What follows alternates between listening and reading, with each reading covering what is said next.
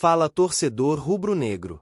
O vídeo de hoje é um verdadeiro mergulho no centro das discussões políticas e estruturais que vem movimentando os bastidores do Flamengo.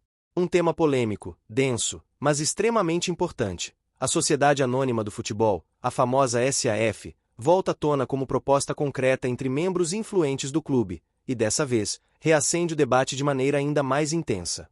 Isso porque Luiz Eduardo Batista, o BAP, um dos nomes mais fortes da gestão moderna do clube, voltou a defender publicamente que o Flamengo estude, com seriedade, a adoção do modelo SAF como um caminho de transformação institucional e de projeção global. Antes de mais nada, é importante lembrar o que significa a SAF. Trata-se de uma estrutura empresarial aplicada ao futebol profissional dos clubes brasileiros, aprovada por lei em 2021. Por esse modelo, os clubes deixam de operar apenas como associações civis sem fins lucrativos e passam a ser empresas, podendo vender parte de suas ações para investidores, atrair capital estrangeiro, emitir títulos, captar recursos de maneira mais flexível e, teoricamente, tornar a gestão mais técnica e transparente. Desde que a legislação foi sancionada, clubes como Botafogo, Vasco, Cruzeiro e Bahia já fizeram essa transição, cada um com seus próprios modelos e níveis de sucesso. Mas o Flamengo, apesar de ser uma das maiores marcas do futebol mundial, sempre manteve distância do assunto. Isso mudou nas últimas semanas, quando o BAP declarou, em um evento fechado de negócios em São Paulo, que o Flamengo precisa abandonar o medo da SAF e iniciar um processo real de avaliação dessa possibilidade. Para ele, o clube está diante de uma janela histórica e não pode se fechar ao que classificou como uma tendência irreversível do futebol moderno. A frase que mais repercutiu foi a seguinte: o Flamengo, como associação, já atingiu um nível de eficiência notável. Mas estamos esbarrando em barreiras naturais de governança, de capital, de estrutura. A SAF é uma ferramenta que pode, se bem utilizada, nos levar a competir com os maiores clubes do mundo em igualdade de condições. A repercussão interna foi imediata. A fala de BAP gerou reações em diversas esferas do clube, tanto de apoio quanto de resistência. A oposição reagiu com preocupação, alegando que o movimento é precipitado e pode colocar em risco a identidade institucional do Flamengo. E até mesmo dentro da própria diretoria, onde BAP ainda tem aliados, houve quem pedisse cautela e mais discussão antes de tornar isso uma pauta prioritária. É inegável que o Flamengo, na última década, colheu frutos expressivos com sua transformação financeira e administrativa. Saldou dívidas, se tornou referência de gestão, montou grandes elencos, conquistou títulos relevantes e projetou sua marca para fora do Brasil. Para muitos conselheiros e sócios, esse sucesso é justamente a prova de que não é necessário entregar o controle do futebol a investidores externos. O argumento é de que o clube pode continuar crescendo de forma sustentável, sem abrir mão de seu modelo associativo. Por outro lado, os defensores da SAF, como o BAP, afirmam que o futebol se tornou um negócio global. Os principais clubes da Europa operam como empresas, com acionistas, conselhos, fundos de investimento, e não há mais espaço para estruturas amadoras ou limitadas por regras internas antiquadas. A entrada de capital externo, segundo essa visão, não significaria abrir mão do Flamengo, mas sim ampliar sua potência, modernizar ainda mais sua estrutura e garantir protagonismo por décadas. Um ponto interessante é que, segundo fontes do mercado, já existem grupos internacionais que teriam sinalizado informalmente interesse em investir em uma eventual SAF rubro-negra. Entre eles, aparece o nome do Qatar Sports Investments, o mesmo fundo soberano que controla o Paris Saint-Germain e que já foi ligado a outros movimentos estratégicos na América do Sul. Também haveria interesse de fundos norte-americanos, inclusive ligados à mídia esportiva, e de grupos com atuação em múltiplos clubes no estilo do City Football Group. Essas conversas ainda são preliminares, claro, mas mostram que o mercado enxerga o Flamengo como uma oportunidade única. Isso também levanta um ponto. Mesmo que o clube não queira se tornar uma SAF imediatamente, o simples fato de estudar a possibilidade já pode valorizar sua marca, abrir canais de negociação e permitir acordos vantajosos de patrocínio, name rights ou intercâmbio técnico. O que a fala de BAP fez foi, na prática, quebrar o silêncio institucional sobre o tema. Até então, a diretoria preferia manter o foco em resultados esportivos e financeiros, evitando polêmicas. Mas agora o debate está colocado. A base aliada de Rodolfo Landim, presidente do clube, está dividida. Alguns diretores consideram que a discussão é válida e deve acontecer de forma transparente. Outros acham que o momento é inoportuno, já que o clube vive um ano eleitoral, e qualquer fala sobre SAF pode ser interpretada como projeto de poder. Além disso, é preciso considerar que a eventual transformação do Flamengo em uma SAF exige uma série de etapas legais e estatutárias. Não basta a diretoria querer. O processo teria de ser aprovado pelo Conselho Deliberativo, passar por Assembleia Geral com sócios e, acima de tudo, envolver uma ampla campanha de comunicação para explicar os objetivos, benefícios, riscos e salvaguardas do projeto. Por enquanto, nada disso está formalmente em curso. Mas a fala de BAP pode ser o estupim para que esse processo comece, mesmo que de maneira discreta. É importante lembrar também que o modelo SAF não é uniforme. Existem diversas formas de estruturar uma SAF. O Cruzeiro, por exemplo, vendeu 90% do seu futebol ao empresário Ronaldo Nazário, em um contrato que ainda gera debates. Já o Bahia optou por um modelo em que mantém 10% do controle e direitos específicos no conselho. Cada clube pode definir cláusulas de blindagem, regras de governança, limites de interferência e obrigações dos investidores. No caso do Flamengo, um dos pontos mais sensíveis seria justamente a governança. Quem decidiria sobre contratações, técnico, gestão do estádio, categorias de base? Como evitar que o clube vire apenas um nome, enquanto decisões importantes são tomadas por estrangeiros com pouco vínculo com a cultura do futebol brasileiro? Esses são dilemas reais, e que precisam ser debatidos com profundidade. Outro fator relevante é o ambiente político do clube. Em um momento de polarização interna, com diferentes grupos se articulando para as próximas eleições, o tema SAF pode virar munição eleitoral. Alguns conselheiros já acusam BAP de levantar a pauta como tentativa de se reposicionar politicamente. Outros acreditam que ele está apenas antecipando um debate necessário, que mais cedo ou mais tarde teria de acontecer. Enquanto isso, o torcedor acompanha tudo com atenção, ainda que, muitas vezes, sem acesso a todos os detalhes. Nas redes sociais, há uma divisão clara.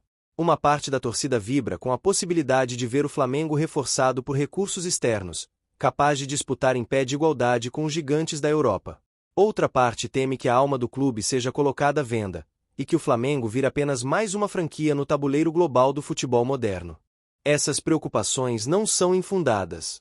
Há exemplos de SAFs que fracassaram, de clubes que perderam autonomia, de investidores que desistiram no meio do caminho. Mas também há casos de sucesso, onde a profissionalização trouxe bons resultados esportivos e financeiros. O segredo está no projeto, na transparência e na capacidade de dialogar com todas as partes envolvidas. Dando sequência à discussão que esquentou os bastidores do Flamengo nas últimas semanas, vale destacar que essa movimentação em torno da SAF não acontece de forma isolada. Ela surge em um contexto maior de reformulação no futebol mundial, em que os clubes se tornam cada vez mais parte de conglomerados empresariais, com redes internacionais de influência, captação de talentos e distribuição de conteúdo. O Flamengo, com sua marca, torcida e estrutura, é um dos poucos clubes da América do Sul que podem aspirar a fazer parte dessa elite global. E talvez seja justamente essa percepção que impulsione figuras como o BAP a trazer o debate à tona. O temor de boa parte da oposição dentro do clube é que uma mudança tão profunda, como a transformação do Flamengo em uma SAF, seja utilizada como atalho político, sem a devida consulta à massa associativa. Por isso, vozes contrárias dentro do Conselho já se articulam para exigir que qualquer movimentação nesse sentido envolva etapas públicas, debates amplos e total transparência contratual. O receio é de que investidores externos passem a ditar o rumo do futebol rubro-negro, desvirtuando a história do clube e transformando-o em uma simples vitrine para lucro privado. Mas os defensores da ideia não ignoram esses riscos. Pelo contrário, parte da proposta defendida por BAP e aliados mais moderados dentro da base governista é justamente buscar um modelo de SAF que preserve o poder decisório do Flamengo como instituição. O modelo seria híbrido, com a associação civil mantendo o poder de veto em decisões estratégicas, enquanto o investidor traria capital, estrutura e expertise empresarial. Um dos modelos estudados de forma informal por alguns conselheiros seria parecido com o que o Barcelona implementou em acordos comerciais recentes: venda de ativos limitados com cláusulas de recompra, garantia de controle associativo e comitês de gestão mista. Esse formato, segundo os entusiastas da SAF rubro-negra, permitiria ao Flamengo captar recursos bilionários sem se tornar refém de um sócio majoritário. Outro elemento importante é o interesse crescente de investidores estrangeiros em clubes brasileiros. Desde que a SAF se tornou legal no país, houve um verdadeiro boom de sondagens, propostas e consultas. O futebol brasileiro, historicamente negligenciado no aspecto de governança, passou a ser visto como oportunidade de expansão estratégica. Clubes com base de torcedores gigantes, como o Flamengo, viraram alvo preferencial. E, nesse cenário, manter-se fechado ao diálogo com o mercado seria, segundo o BAP, ficar para trás enquanto o trem do futebol mundial passa. Há também uma preocupação legítima com a continuidade do crescimento esportivo do Flamengo. Hoje, o clube já convive com limitações para disputar financeiramente com gigantes da Europa. Mesmo com faturamento alto, bilheteria recorde, bons contratos de TV e patrocínio, o Flamengo ainda enfrenta dificuldades para manter seus principais jogadores, renovar contratos com valores competitivos e ampliar seu raio de influência global. Com a criação da nova Liga Brasileira, com a iminente reformulação de calendário, direitos de mídia e negociação coletiva, a pressão por clubes mais profissionalizados aumentará ainda mais. E não podemos esquecer que o cenário da SAF pode se tornar uma realidade inevitável dentro da Liga. Hoje, boa parte dos clubes mais engajados na formação da Liga Forte Futebol ou da Libra já operam ou negociam para virar SAFS. Isso muda o ambiente competitivo. Um Flamengo fora desse modelo pode, em algum momento, ter desvantagem estrutural para negociar com parceiros, investidores ou até patrocinadores que preferem lidar com empresas e não com associações civis. Mas, evidentemente, tudo isso depende de uma série de decisões delicadas. O Estatuto do Flamengo hoje exige, para qualquer alteração estrutural como essa, a aprovação do Conselho Deliberativo e a convocação de Assembleia Geral. É um processo demorado, com envolvimento direto dos sócios. E, mais do que isso, depende de consenso interno e de um projeto bem formulado. Não adianta apenas levantar a bandeira da SAF sem apresentar um plano sólido, transparente e com garantias institucionais. No cenário atual, o debate ainda está em fase embrionária. Mas a simples declaração pública de BAP já serve como catalisador para discussões que estavam apenas nos corredores da Gávea. A ala opositora já prepara questionamentos formais, enquanto os apoiadores tentam articular grupos de trabalho internos para iniciar estudos técnicos. Existe também a possibilidade de que, nas próximas eleições, a SAF se torne um dos principais temas da campanha, tanto para quem a defende quanto para quem a rejeita. A torcida, por sua vez, observa com interesse e certo grau de desconfiança. As opiniões nas redes sociais são divididas. Há quem veja no modelo SAF uma porta de entrada para novos títulos, infraestrutura de ponta e protagonismo mundial. Outros enxergam um risco à tradição, à autonomia e à essência do Flamengo como clube do povo. Há ainda os que defendem uma terceira via, estudar o modelo, buscar alternativas de modernização e capitalização, mas sem necessariamente abrir mão do controle associativo. Vale lembrar que, no Brasil, o futebol ainda está em processo de transição. A lei da SAF foi aprovada, mas sua aplicação prática ainda gera dúvidas. Questões como a recuperação judicial dos clubes, os limites de poder do investidor, a relação com as federações, a distribuição de receitas e a governança compartilhada ainda estão sendo testadas. O Flamengo, com sua estrutura, sua torcida e seu histórico de organização, tem condições de liderar esse processo de forma exemplar, mas também pode ser alvo de pressões e armadilhas, caso avance sem cautela. BAP sabe disso.